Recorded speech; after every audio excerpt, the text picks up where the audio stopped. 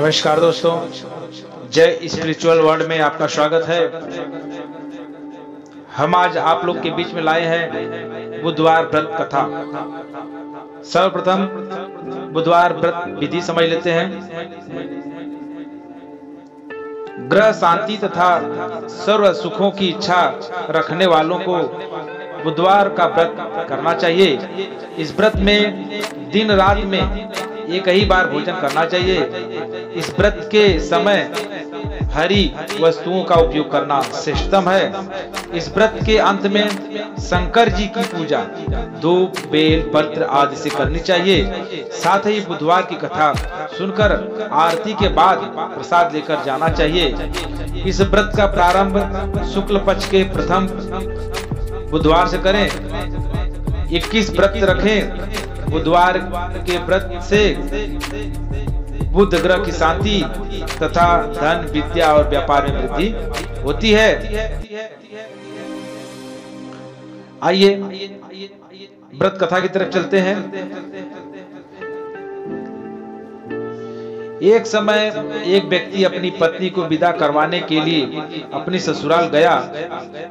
वहां पर कुछ दिन रहने के पश्चात सास ससुर से विदा करने के लिए कहा, किंतु सबने कहा कि आज बुधवार का दिन है, आज के दिन गमन नहीं करते। वह व्यक्ति किसी प्रकार न माना और हठधर्मी करके बुधवार के दिन ही पत्नी को विदा कराकर अपने नगर को चल पड़ा। राह में उसकी पत्नी को प्यास लगी तो उसने अपने पति से कहा कि मुझे बहुत जोर से प्यास लगी है। तब वह व्यक्ति लोटा लेकर रथ से उतरकर जल लेने चला गया। जैसे ही वह व्यक्ति पानी लेकर अपनी पत्नी के निकट आया तो वह यह देखकर आश्चर्य से चकित रह गया कि ठीक अपनी ही जैसी सूरत तथा वैसी ही वेशभूषा में वह व्यक्ति उसकी पत्नी के साथ रथ में बैठा हुआ है। उसने क्रोध से कहा कि तू कौन है जो मेरी पत्नी के निकट बैठा हुआ है? दूसरा व्यक्ति बोला, यह मेरी पत्नी है, इसे मैं अभी अभी ससुराल से विदा कराकर ला रहा हूँ। वे दोनों व्यक्ति परस्पर झगड़ने लगे।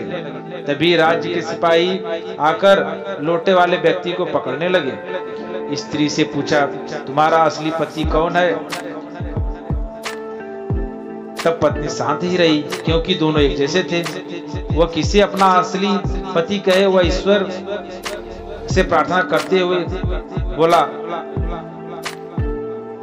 हे परमेश्वर, यह क्या लीला है कि सच्चा झूठा बन रहा है। तभी आकाशवाणी हुई कि मूर्ख, आज बुधवार के दिन तुझे गमन नहीं करना चाहिए था। तूने किसी की बात नहीं मानी। यह सब लीला बुद्ध देव भगवान की है। उस व्यक्ति ने तब बुद्ध देव जी से प्रार्थना की और अपनी गलती के लिए क्षमा मांगी। तब बुद्ध देव जी अंतर ध्यान हो गए। वह अपनी स्त्री को साथ लेकर आया तथा बुधवार का व्रत वे दोनों पति पत्नी नियम पूर्वक करने लगे।